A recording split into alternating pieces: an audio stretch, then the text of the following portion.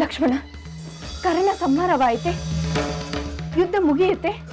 ಇಲ್ಲ ಅತ್ತಿಗೆ, ಖರ ಇನ್ನೂ ಯುದ್ಧಕ್ಕೆ ಬಂದಿಲ್ಲ. ಅಂದರೆ ಈಗ ಅಲ್ಲಿ ನಿನ್ನ ಸೋದರ ಏನು ಮಾಡುತ್ತಿದ್ದಾರೆ?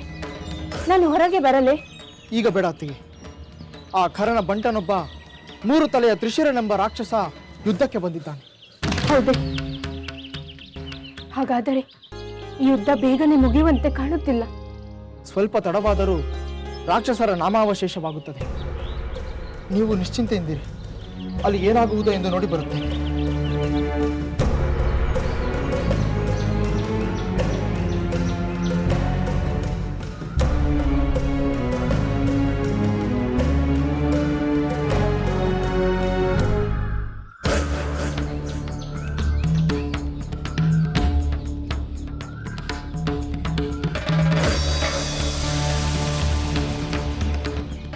ಭಲೆ ತ್ರಿಶಿರ ಭಲೆ, ನಿನ್ನಂತೆ ನನಗೆ 3 ಶಿರಗಳಿಲ್ಲ.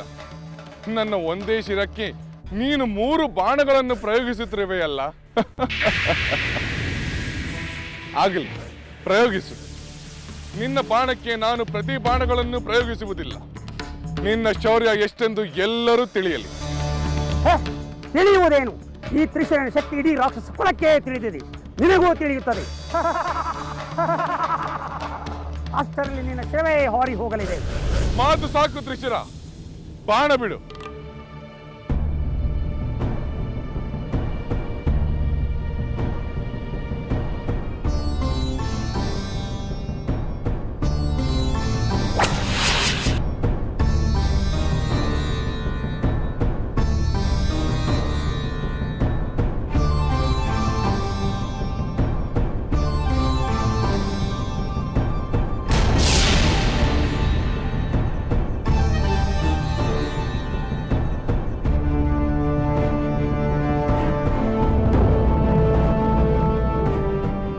ಏನು? ನನ್ನ ಬಾಣಗಳು ವಿಫಲವಾದವೇ?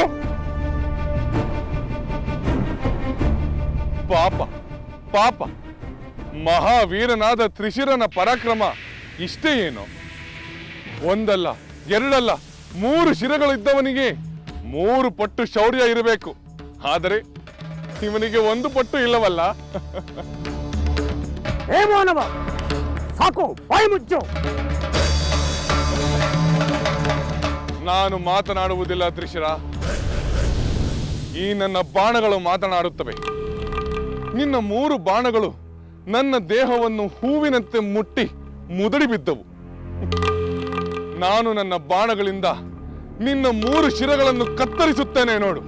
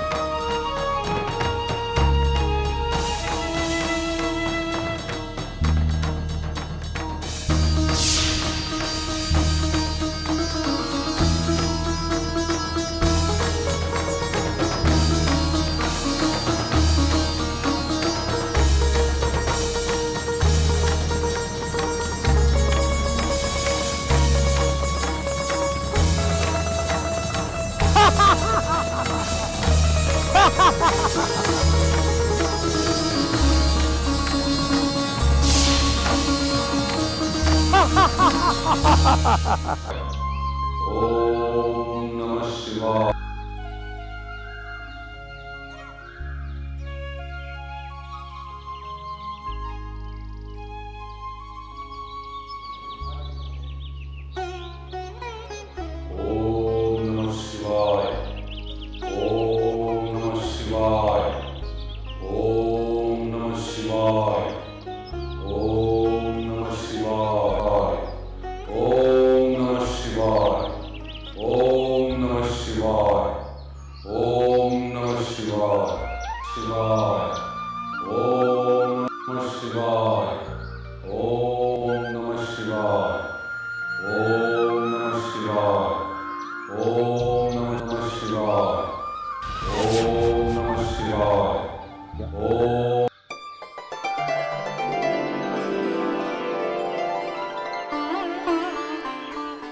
ಪರಮೇಶ್ವರ, ಕರುಣಾ ಸಾಗರ, ದಯಾಮಯ, ನಮೋ ನಮಃ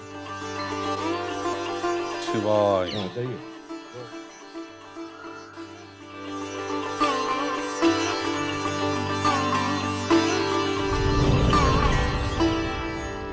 ಧನ್ಯೋಸ್ಮಿ ದೇವ, ಧನ್ಯೋಸ್ಮಿ ದೇವ. ನನ್ನ ಸರ್ವ ಅಪರಾಧವನ್ನು ಮನ್ನಿಸಿ ಮತ್ತೆ ನಿನ್ನ ದಿವ್ಯ ದರ್ಶನವನ್ನು ನೀಡಿರುವ ನಿನ್ನ ಅಪಾರ ವಾತ್ಸಲ್ಯಕ್ಕೆ ಸಾಟಿ ಇಲ್ಲ ತಂದೆ, ಸಾಟಿ ಇಲ್ಲ.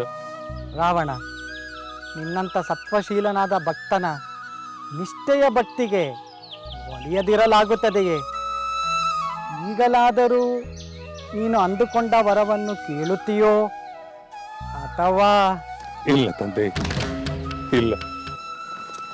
ಮತ್ತೆ ಅಂತಹ ಅಪರಾಧವನ್ನು ನಾನು ಮಾಡುವುದಿಲ್ಲ.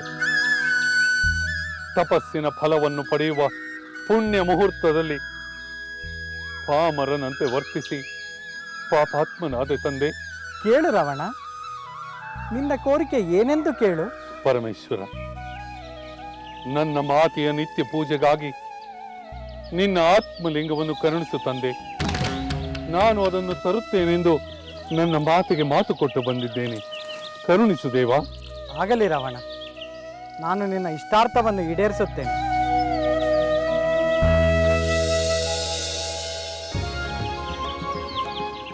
ರಾವಣ, ನಿನ್ನ ಇಚ್ಛೆಯಂತೆ ನನ್ನ ಆತ್ಮಲಿಂಗವನ್ನು ನಿನಗೆ ನೀಡುತ್ತಿದ್ದೇನೆ, ತೆಗೆದುಕೋ. ಪ್ರಭು, ಧನ್ಯೋಸ್ಮಿ ತಂದೆ, ಧನ್ಯೋಸ್ಮಿ. ಆದರೆ ಒಂದು ವಿಷಯ ನಿನ್ನ ನೆನಪಿನಲ್ಲಿರಲಿ. ಏನೆಂದು ಹೇಳು ದೇವ? ಈ ನನ್ನ ಆತ್ಮಲಿಂಗವನ್ನು ಬಹಳ ಎಚ್ಚರಿಕೆಯಿಂದ ನೀನು ಲಂಕೆಗೆ ತೆಗೆದುಕೊಂಡು ಹೋಗಬೇಕು. ಎಲ್ಲಿಯೂ ಇಡಬಾರದು. ಯಾವುದೇ ಕಾರಣಕ್ಕೂ ಈ ಲಿಂಗಕ್ಕೆ ಭೂಸ್ಪರ್ಶವಾಗಬಾರದು. ಹಾಗೇನಾದರೂ ಆದರೆ ಈ ಲಿಂಗವು ಅಲ್ಲಿಯೇ ಪ್ರತಿಷ್ಠಾಪನೆಗೊಳ್ಳುತ್ತದೆ. ಆ ನಂತರ ಯಾವ್ಯಾವ ಶಕ್ತಿಯೂ ಅಲ್ಲಿಂದ ಅದನ್ನು ಕದಲಿಸಲಾಗದು. ಎಚ್ಚರ. ಆಯಿತು ತಂದೆ. ಮಹಾದೇವ, ಈ ನಿನ್ನ ಪವಿತ್ರವಾದ ಆತ್ಮಲಿಂಗವನ್ನು ಲಂಕೆಯಲ್ಲಿ ಪ್ರತಿಷ್ಠಾಪನೆ ಮಾಡುತ್ತೇನೆ. ಇದು ಎಂದಿಗೂ ಭೂಸ್ಪರ್ಶವಾಗದಂತೆ ನಾನು ನೋಡಿಕೊಳ್ಳುತ್ತೇನೆ ದೇವ. ಅನುಗ್ರಹಿಸು ತಂದೆ. ಕೃತಾರ್ಥನಾದೆ ದೇವ, ಕೃತಾರ್ಥನಾದೆ.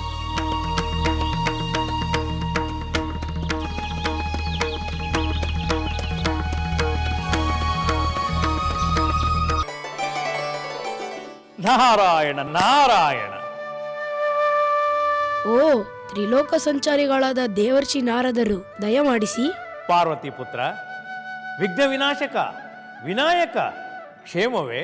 ನನ್ನ ಕ್ಷೇಮಕ್ಕೆ ಏನೂ ಕೊರತೆ ಇಲ್ಲ. ಲೋಕದ ಕ್ಷೇಮದ ಬಗ್ಗೆ ನೀವೇ ಹೇಳಬೇಕು. ಎಲ್ಲರೂ ಅವರವರ ಪಾಡಿಗೆ ಅವರವರ ಕರ್ತವ್ಯಗಳನ್ನು ಮಾಡುತ್ತಿದ್ದರೆ ಸರ್ವಲೋಕಗಳು ಕ್ಷೇಮವಾಗಿಯೇ ಇರುತ್ತವೆ. ಅಂದರೆ ಕೆಲವರು ಮಿತಿಮೀರಿ ವರ್ತಿಸಿ ಲೋಕದ ಕ್ಷೇಮಕ್ಕೆ ಭಂಗ ತರುತ್ತಾರೆಂದು ಪರೋಕ್ಷವಾಗಿ ಹೇಳುತ್ತಿರುವಿರಾ? ಗಣೇಶ, ಆ ಪರೋಕ್ಷಗಳೆಲ್ಲ ಆದಷ್ಟು ಬೇಗನೆ ಪ್ರತ್ಯಕ್ಷವಾಗುತ್ತವೆ. ಈ ಒಗಟಿನ ಮಾತು ಬೇಡ ನಾರದರೆ, ಅದೇನೆಂದು ಸ್ಪಷ್ಟವಾಗಿ ಹೇಳಿ. ದೇವತೆಗಳು ಸಜ್ಜನರನ್ನು ಸಂರಕ್ಷಿಸಬೇಕು, ದುರ್ಜನರನ್ನು ಶಿಕ್ಷಿಸಬೇಕು. ಆದರೆ ದುರ್ಜನರು ತಮ್ಮ ತಪಸ್ಸಿನ ಫಲದಿಂದ ವರಗಳನ್ನು ಪಡೆದುಕೊಂಡು ಲೋಕಕಂಟಕರಾದರೆ ಲೋಕದಲ್ಲಿ ಕ್ಷೇಮವಿರಲು ಹೇಗೆ ಸಾಧ್ಯ ಗಣೇಶ? ನಾರದರೆ, ವರ ಪಡೆದು ಲೋಕಕಂಟಕನಾದ ಆ ವ್ಯಕ್ತಿ ಯಾರು? ಇನ್ಯಾರು? ಲಂಕಾಧೀಶ್ವರನಾದ ಆ ರಾವಣ. ಸಾತ್ವಿಕರನ್ನು ಕಾಡುವುದು ಅವನ ಸಹಜ ಸ್ವಭಾವ. ಇನ್ನು ವರಬಲವೂ ಸೇರಿಬಿಟ್ಟರೆ ಮುಗಿದೇ ಹೋಯಿತು. ರಾವಣನಿಗೆ ಅಂತ ವರವನ್ನು ಯಾರು ಕೊಟ್ಟವರು? ರಾವಣ ಮೊದಲೇ ಬ್ರಹ್ಮನಿಂದ ವರ ಪಡೆದ. ನಿನ್ನ ತಂದೆ ಪರಮೇಶ್ವರನಿಂದಲೂ ವರ ಪಡೆದ. ಈಗ ಪರಮೇಶ್ವರನ ಆತ್ಮಲಿಂಗವನ್ನು ಪಡೆದು ಅದನ್ನು ಲಂಕೆಗೆ ಕೊಂಡೊಯ್ಯುತ್ತಿದ್ದಾನೆ. ಶಿವನ ಆತ್ಮಲಿಂಗ ಲಂಕೆಯನ್ನು ಸೇರಿದರೆ ಅದೇ ಕೈಲಾಸ ಸದೃಶವಾಗುತ್ತದೆ, ಯಾರಿಂದಲೂ ಅಭೇದ್ಯವಾಗುತ್ತದೆ. ನಂತರ ರಾವಣ ತನ್ನ ಕಿರುಬೆರಳಿನಲ್ಲೇ ತ್ರಿಲೋಕಗಳನ್ನು ಕುಣಿಸುತ್ತಾನೆ. ಕೂಡದು, ಹಾಗಾಗಬಾರದು. ನಾರದರೆ, ಇದು ಬಹಳ ಗಂಭೀರವಾದ ವಿಷಯ. ಇದಕ್ಕೆ ಪರಿಹಾರವೇನು? ಹಾ ಗಣೇಶ, ನೀನು ಮನಸ್ಸು ಮಾಡಿದರೆ ಪರಿಹಾರ ಸುಲಭ. ಏಕೆಂದರೆ ಆ ರಾವಣ ನಿನ್ನ ಪ್ರಥಮ ಪೂಜೆಯಿಂದ ವಿಘ್ನ ನಿವಾರಿಸು ಎಂದು ಬೇಡಿಕೊಳ್ಳಲಿಲ್ಲ. ನಿನಗೆ ಶಂಕರ ಕೊಟ್ಟ ವರವನ್ನೇ ಅವನು ಲೆಕ್ಕಿಸಲಿಲ್ಲ. ಹೌದು ನಾರದರೆ, ನನ್ನನ್ನೇ ಕಡೆಗಣಿಸಿದ ಆ ರಾವಣನ ಅಹಂಕಾರ ಎಷ್ಟಿರಬೇಕು? ಅವನ ಕಾರ್ಯಕ್ಕೆ ವಿಘ್ನ ಉಂಟು ಮಾಡಿದರೆ ತಪ್ಪೇನೂ ಇಲ್ಲ. ಹೇಳಿ, ನಾನೇನು ಮಾಡಬೇಕು? ಆ ರಾವಣನನ್ನು ತಡೆಯಬೇಕು. ಲೋಕ ಕಲ್ಯಾಣಕ್ಕಾಗಿ ಶಿವನ ಆತ್ಮಲಿಂಗವನ್ನು ರಾವಣ ಲಂಕೆಗೆ ತೆಗೆದುಕೊಂಡು ಹೋಗದ ಹಾಗೆ ಮಾಡಬೇಕು. ಸರಿ ನಾರದರೆ, ಈಗಲೇ ಆ ರಾವಣನಿರುವ ಕಡೆಗೆ ಹೋಗೋಣ. ಅಲ್ಲಿಯೇ ಏನಾದರೂ ಉಪಾಯ ಮಾಡೋಣ.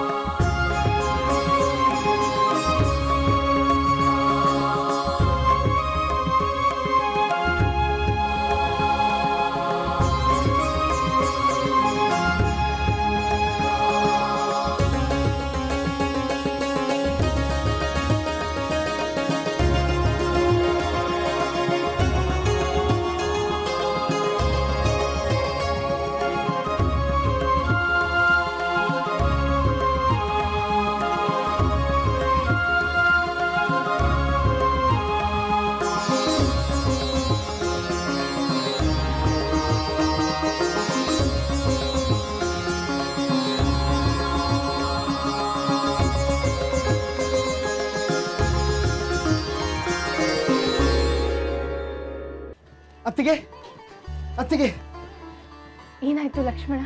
ಒಂದು ಸಂತೋಷದ ವಿಷಯ.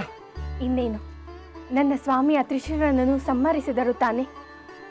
14,000 ರಾಕ್ಷಸರನ್ನು ಸಂಹರಿಸಿದ ನಿನ್ನ ಸೋದರನಿಗೆ ಆ ತ್ರಿಶಿರನೊಂದು ಲೆಕ್ಕವೇ? ಹೌದು ಅತ್ತಿಗೆ, ಒಂದೇ ಬಾಣದಿಂದ ಆ ತ್ರಿಶಿರನ 3 ಶಿರಗಳು ನೆಲಕ್ಕುರುಳಿದವು. ಇನ್ನಾದರೂ ಅಕ್ಕರ ಬರಲಿ, ಯುದ್ಧ ಬೇಗ ಮುಗಿದು ಶಾಂತಿ ಮೂಡಲಿ.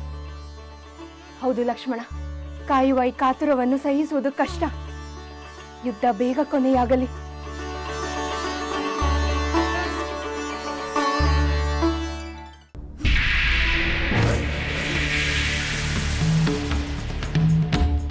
ನೋಡಿದ್ಯಾ ಸೋದರ, ಆ ತ್ರಿಶಿರನು ಮರಣ ಹೊಂದಿದ. ಈ ಯುದ್ಧ ಬೇಗ ಮುಗಿಯಬೇಕು. ಆ ರಾಮನ ಮೇಲಿನ ಪ್ರತೀಕಾರ ಬೇಗ ತೀರಲೇಬೇಕು. ಹೌದು ಸೋದರಿ, ಬೇಗ ಪ್ರತೀಕಾರ ತೀರಬೇಕು. ನೀನು ವೀರನೇ ಆಗಿದ್ದರೆ, ನನ್ನ ಸೋದರನೇ ಆಗಿದ್ದರೆ, ಬೇರೆ ಯಾರನ್ನು ಕಳುಹಿಸದೆ ನೀನೇ ರಣರಂಗಕ್ಕೆ ಹೋಗಿ ಆ ರಾಮ ಲಕ್ಷ್ಮಣರನ್ನು ಕೊಂದು ಬಾ. ಕೇವಲ ಹುಲು ಮಾನವರಿಂದ ವಿರೂಪಗೊಂಡ ಈ ನಿನ್ನ ತಂಗಿಯ ಕರುಣಾಜನಕ ಸ್ಥಿತಿಯನ್ನು ನೋಡು. ನಿನ್ನ ವಂಶದ ಗೌರವ, ನಿನ್ನ ಕುಲದ ಗೌರವವನ್ನು ಕಾಪಾಡಬೇಕೆಂದರೆ ನೀನು ಯುದ್ಧಕ್ಕೆ ಹೋಗಿ ಆ ರಾಮ ಲಕ್ಷ್ಮಣನನ್ನು ಕೊಲ್ಲಲೇಬೇಕು. ಹೊರಡುತ್ತೇನೆ ಸೋದರಿ, ಈಗಲೇ ಹೊರಡುತ್ತೇನೆ.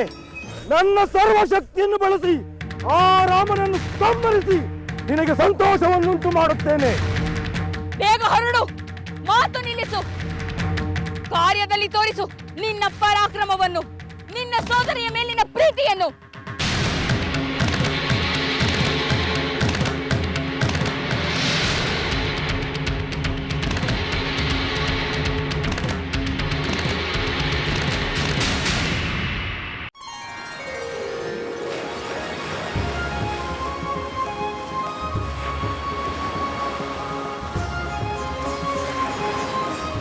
ಸಾಯಂ ಸಂಧ್ಯಾ ವಂದನೆಯ ಸಮಯವಾಗಿದೆ. ಏನು ಮಾಡುವುದು? ಈ ಆತ್ಮಲಿಂಗವನ್ನು ಭೂಮಿಯ ಮೇಲೆ ಇಡುವಂತೆಯೂ ಇಲ್ಲ, ಇದನ್ನು ಕೈಯಲ್ಲಿ ಹಿಡಿದುಕೊಂಡು ಸಂಧ್ಯಾ ವಂದನೆ ಮಾಡುವಂತೆಯೂ ಇಲ್ಲ. ಇಷ್ಟು ವರ್ಷಗಳ ತನಕ ನಾನಿಂದು ಸಂಧ್ಯಾ ವಂದನೆಯನ್ನು ಮಾಡದವನೇ ಅಲ್ಲ. ಹೀಗೇನು ಮಾಡುವುದು? ಎಂತಹ ಸಂದಿಗ್ಧ ಪರಿಸ್ಥಿತಿಯಲ್ಲಿ ಸಿಲುಕಿದೆನಲ್ಲ.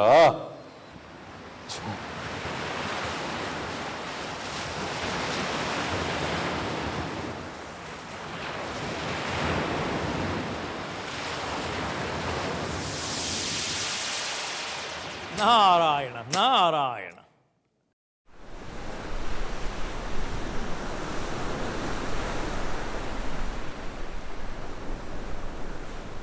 ಗಣೇಶ, ನೋಡು, ಅಲ್ಲಿ ನೋಡು, ರಾವಣ ಸಂಧ್ಯಾ ವಂದನೆಗೆ ಸಮಯವಾಯಿತೆಂದು ಚಡಪಡಿಸುತ್ತಿದ್ದಾನೆ. ಧೀರನಾದ ರಾವಣ ಅಸಹಾಯಕನಂತೆ ಪರಿತಪಿಸುವುದನ್ನು ನೋಡಲು ಚಂದವಾಗಿದೆ. ಅಂದ ಚಂದದ ಮಾತು ಹಾಗಿರಲಿ ಗಣೇಶ, ಈ ಅವಕಾಶವನ್ನು ನಾವು ಸಮರ್ಥವಾಗಿ ಉಪಯೋಗಿಸಿಕೊಳ್ಳಬೇಕು. ಅದು ಹೇಗೆ ನಾರದರೆ? ಗಣೇಶ, ಈಗ ರಾವಣ ಸಂಧ್ಯಾ ವಂದನೆ ಮಾಡಲೇಬೇಕು. ಅದಕ್ಕಾಗಿ ಅವನು ಆತ್ಮಲಿಂಗವನ್ನು ಬೇರೆ ಯಾರ ಕೈಗಾದರೂ ಕೊಡಲೇಬೇಕು. ಪಾಪ, ಅಜಯನೆಂದು ಹೊರ ಪಡೆದರೂ ಇನ್ನೊಬ್ಬರ ಸಹಾಯ ಪಡೆಯಬೇಕಾದ ದುರ್ಬಲ ರಾವಣ. ಗಣೇಶ, ಪಾಪ ಎಂದು ಅನುಕಂಪ ತೋರಿದರೆ ಆಗುವ ಕೆಲಸ ಹಾಳಾಗಿ ಹೋಗುತ್ತದೆ. ಈಗ ನೀನು ರಾವಣನ ಎದುರಿಗೆ ಕಾಣಿಸಿಕೊಂಡರೆ ಆತ್ಮಲಿಂಗವನ್ನು ಅವನು ನಿನ್ನ ಕೈಗೆ ಕೊಡುತ್ತಾನೆ. ಕೊಟ್ಟರೆ ಅದನ್ನು ಎತ್ತಿಕೊಂಡು ಕೈಲಾಸಕ್ಕೆ ಓಡಿ ಹೋಗಲೇ? ಬೇಡ ಬೇಡ, ಓಡಿ ಹೋಗುವುದು ಬೇಡ. ಏನಾದರೂ ನಿಬಂಧನೆಯನ್ನು ಹಾಕಿ ಆ ಆತ್ಮಲಿಂಗವನ್ನು ನೆಲದ ಮೇಲಿಟ್ಟರೆ ಆಯಿತು. ಆಮೇಲೆ ಆ ರಾವಣ ತನ್ನ 10 ತಲೆಯನ್ನು ಚೆಚ್ಚಿಕೊಂಡರೂ ಆತ್ಮಲಿಂಗ ನೆಲದಿಂದ ಮೇಲೆ ಏಳುವುದೇ ಇಲ್ಲ. ಸರಿ ಸರಿ, ಹಾಗೆಯೇ ಮಾಡುತ್ತೇನೆ. ಗಣೇಶ, ನಿಲ್ಲು. ನೀನು ಹೀಗೆ ಹೋದರೆ ರಾವಣನಿಗೆ ಸಂದೇಹವಾಗುವುದಿಲ್ಲವೇ? ಮತ್ತೆ ಹಾ, ನೀನು ವಟು ರೂಪದಲ್ಲಿ ಹೋಗು.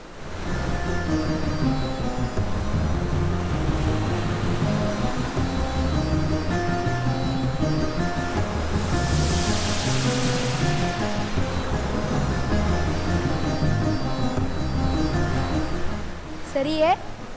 ಆಹಾ, ಸಮರ್ಪಕವಾಗಿದೆ. ಹೋಗು ಹೋಗು.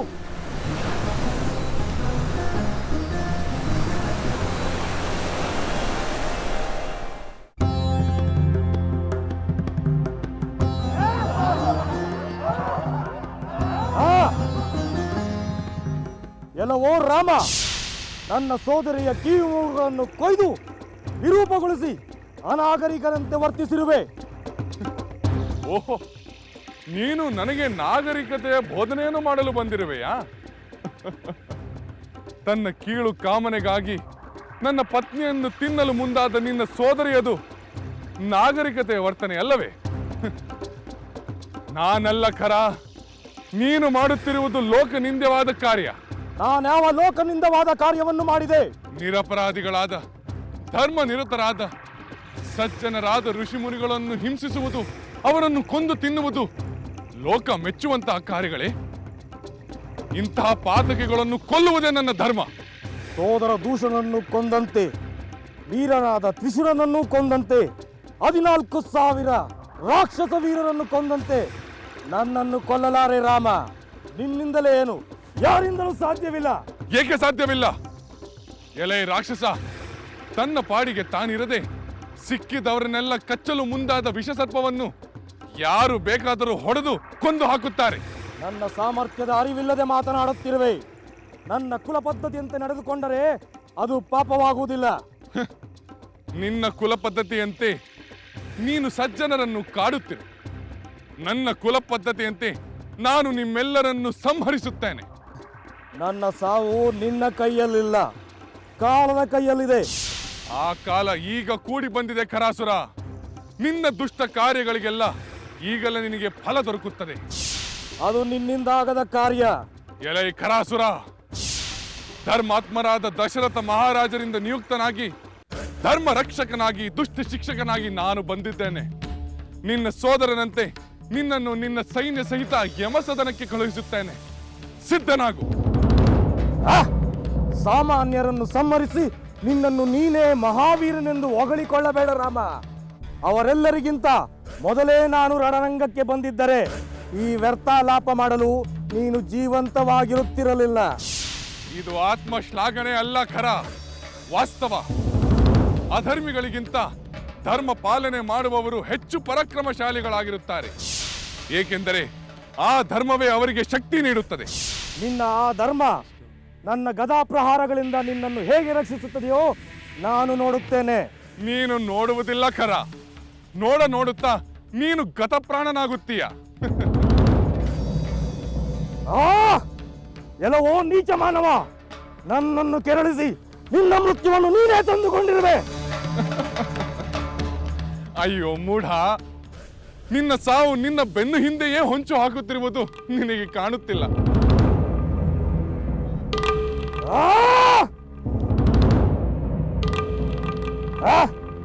ಮಾತಿಗೆ ನನ್ನನ್ನು ಮೂದಲಿಸಿ ಮಾತನಾಡುತ್ತಿರುವ ಮಾನವ, ನಿನ್ನ ಮಾತುಗಳಿಂದ ನನ್ನನ್ನು ಭಯಪಡಿಸಲು ನೋಡುತ್ತಿರುವೆಯಾ?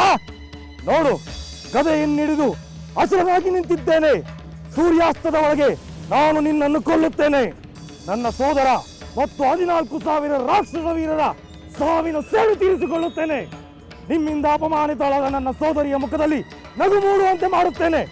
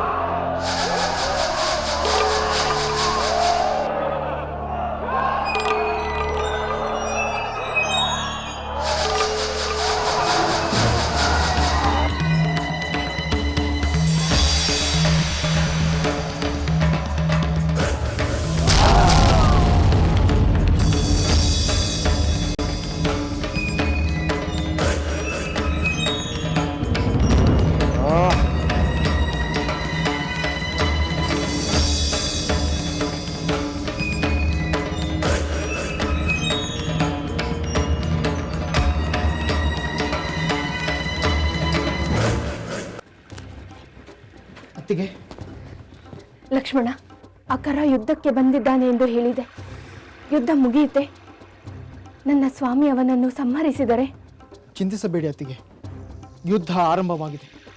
ಕರನ ಎಲ್ಲ ಆಯುಧಗಳನ್ನು ನಮ್ಮ ರಾಮ ಧ್ವಂಸ ಮಾಡುತ್ತಿದ್ದಾನೆ. ರಾಮಬಾಣಕ್ಕೆ ಸಿಕ್ಕಿ ಕರನ ಮರಣ ಸಂಭವಿಸುವುದಷ್ಟೇ ಉಳಿದಿದೆ. ಆ ನಂಬಿಕೆ ನನಗಿದೆ. ಹೋಗು, ಯುದ್ಧವೇನಾಯಿತು ಎಂದು ತಿಳಿದುಕೋ. ಅಕರನ ಸಂಹಾರವಾದೊಡನೆ ನನ್ನನ್ನು ನನ್ನ ಸ್ವಾಮಿಯ ಬಳಿಗೆ ಕರೆದುಕೊಂಡು ಹೋಗು. ಹೋಗು ಲಕ್ಷ್ಮಣ, ಬೇಗ ಶುಭವಾರ್ತೆಯನ್ನು ತೆಗೆದುಕೊಂಡು ಬಾ. ರಣರಂಗದಲ್ಲಿ ರಾಮ ತನ್ನ ಧನಸ್ಸಿನ ಠೇಂಕಾರ ಮಾಡಿ ನಿಂತರೆ ಎಲ್ಲ ಶುಭವಾರ್ತೆಯೇ ಅತ್ತಿಗೆ. ರಾಮ ಬಾಣವನ್ನು ಎದುರಿಸಿ ನಿಂತವರಿಗೆ ಮಾತ್ರ ಅಶುಭ. ನಿನ್ನ ಮಾತು ನಿಜ ಲಕ್ಷ್ಮಣ. ನನ್ನ ಸ್ವಾಮಿ ಧರ್ಮವೀರ ಮಾತ್ರವಲ್ಲ, ಯುದ್ಧವೀರರೂ ಆಗಿದ್ದಾರೆ. ಅತ್ತಿಗೆ, ನಾನೀಗ ಹೋಗುತ್ತೇನೆ, ಬೇಗನೆ ಬರುತ್ತೇನೆ.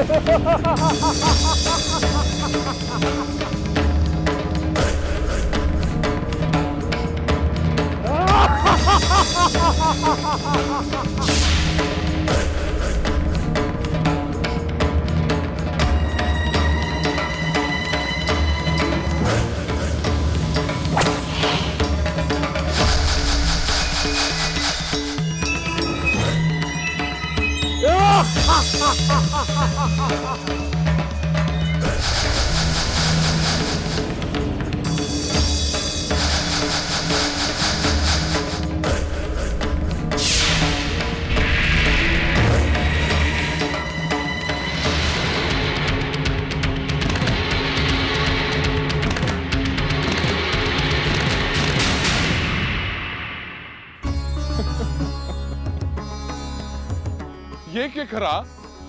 ನಿನ್ನ ಶಸ್ತ್ರಾಸ್ತ್ರಗಳೆಲ್ಲ ಮುಗಿದು ಹೋದವೆ? ನಿನ್ನ ಪರಾಕ್ರಮ ಕರಗಿ ಹೋಯಿತೆ? ನೀನು ಮಾಡಿದ ಪ್ರತಿಜ್ಞೆಗಳೆಲ್ಲ ಮರೆತು ಹೋದವೆ? ನಿನ್ನ ಪ್ರತಿಕಾರದ ಆವೇಶ ಸತ್ತು ಪ್ರಾಣ ಭೀತಿ ಆವರಿಸಿಕೊಂಡಿತೆ? ಎಲೆ ರಾಕ್ಷಸ, ನಿನ್ನ ಅಬ್ಬರದ ಉಬ್ಬರ ಬೀಳಿಸುವ ಮುಹೂರ್ತ ಸನ್ನಿಹಿತವಾಗಿದೆ.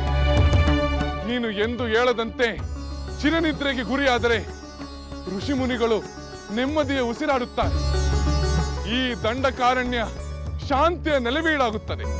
ಹೇ ರಾಮ, ನಾನು ಅಂದುಕೊಂಡದ್ದಕ್ಕಿಂತಲೂ ನೀನು ವೀರನೆಂದು ಅರಿವಾಗುತ್ತಿದೆ. ನೀನು ಏಕೆ ಇಲ್ಲಿಗೆ ಬಂದೆ? ಏಕೆ ನನ್ನ ಸೋದರಿಯ ಕಣ್ಣುಗಳಿಗೆ ಕಾಣಿಸಿಕೊಂಡೆ? ನಿನ್ನ ಸೋದರನೇಕೆ ಅವಳನ್ನು ವಿರೂಪಗೊಳಿಸಿದ? ಇದ್ಯಾವುದೂ ನಡೆಯದಿದ್ದರೆ ನಾನು ನಿನ್ನೊಡನೆ ಯುದ್ಧ ಮಾಡುವ ಪ್ರಸಂಗವೇ ಇರುತ್ತಿರಲಿಲ್ಲವೇ? ಈ ನೆಪದಿಂದ ಇಲ್ಲದಿದ್ದರೂ ಬೇರೆ ಒಂದು ನೆಪದಿಂದ ಇದೆಲ್ಲ ನಡೆಯಲೇಬೇಕಾಗಿತ್ತು ಖರ. ಏಕೆಂದರೆ ನಾನು ಮುನಿಗಳ ರಕ್ಷಣೆಗೆ, ರಾಕ್ಷಸರ ಸಂಹಾರಕ್ಕೆ ಸಂಕಲ್ಪ ಮಾಡಿ ಆಗಿದೆ. ಅಂದರೆ ನೀನು ರಾಕ್ಷಸ ಸಂಹಾರಕ್ಕಾಗಿಯೇ ಈ ಅರಣ್ಯಕ್ಕೆ ಬಂದೆಯಾ? ಹಾಗೆ ಅಂದುಕೋ. ನಿಮ್ಮ ಹಿಂಸೆಯಿಂದ ನೊಂದವರ ಸಂಕಟ ಏನೆಂದು ನಿಮಗೆ ಅರ್ಥವಾಗಬೇಕು. ನಿಮ್ಮ ಹಿಂಸೆಯಿಂದ ಸತ್ತವರ ಪತ್ನಿ ಪುತ್ರರಂತೆ ಈಗ ನಿಮ್ಮ ಸಾವಿಗೆ ನಿಮ್ಮ ಪತ್ನಿ ಪುತ್ರರು ಕೂಡ ದುಃಖಿಸಬೇಕು. ಕೊಲೆಯೇ ಕರ್ಮವೆಂದು, ಹಿಂಸೆಯೇ ಧರ್ಮವೆಂದು ಭಾವಿಸಿ ಸ್ವೇಚ್ಛೆಯಿಂದ ವರ್ತಿಸುತ್ತಿರುವ ನಿನ್ನ ರಾಕ್ಷಸ ಕುಲಕ್ಕೆ ಧರ್ಮದ ಅರ್ಥವನ್ನು ತಿಳಿಸಲೆಂದೇ ನಾನು ಈ ಸಾಹಸವನ್ನು ಮಾಡುತ್ತಿದ್ದೇನೆ. ರಾಮ, ನಿನ್ನ ಅಹಂಕಾರ ಮೇರೆ ಮೀರುತ್ತಿದೆ. ನನ್ನದು ಅಹಂಕಾರವಲ್ಲ ಖರ, ನಿನ್ನದು. ನಿನ್ನವರನ್ನೆಲ್ಲ ಕಳೆದುಕೊಂಡ ಮೇಲೂ, ನಿನ್ನ ಆಯುಧಗಳೆಲ್ಲ ನಿರರ್ಥಕವಾದ ಮೇಲೂ ನೀನು ನನ್ನನ್ನು ಗೆಲ್ಲಲೆಂದೇ ಭ್ರಮಿಸುತ್ತಿರುವೆಯಲ್ಲ. ನಿನ್ನ ಅವಿವೇಕಕ್ಕೆ ನಾನು ಏನು ಹೇಳಲಿ? ಸಾಕು ನಿಲ್ಲಿಸು. ರಾಕ್ಷಸ ಕುಲವನ್ನೇ ಧ್ರುವವಾಗಿ ಭಾವಿಸಿ ಅವಹೇಳನ ಮಾಡುತ್ತಿರುವ ನನ್ನನ್ನು ನನ್ನ ಮುಷ್ಟಿಯಿಂದಲೇ ಗುದ್ದಿಕೊಳ್ಳುತ್ತೇನೆ.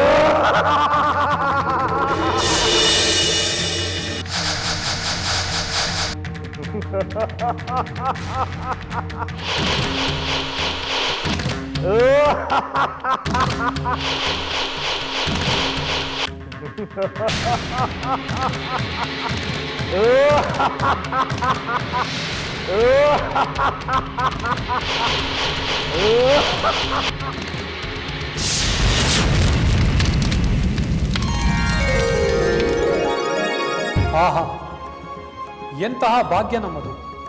ಕಾಮರೂಪಿಗಳಾದ ಕರಾದೂಷಣರು ಸೇರಿದಂತೆ 14,000 ರಾಕ್ಷಸರನ್ನು 1.5 ಮುಹೂರ್ತದಲ್ಲಿ ಸಂಹರಿಸಿದ ಶ್ರೀರಾಮನ ಪರಾಕ್ರಮವನ್ನು ಕಾಣುವ ಸುಕೃತ ನಮ್ಮದಾಯಿತು.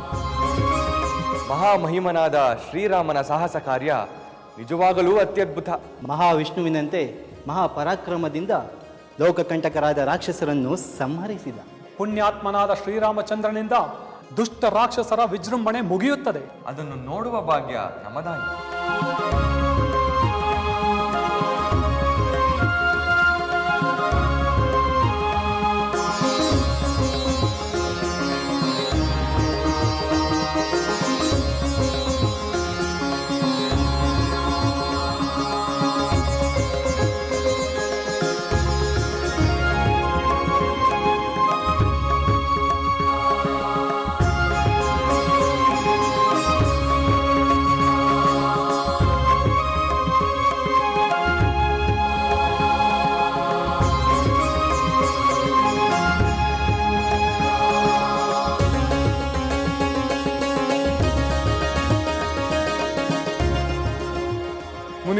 ನಮ್ಮದು.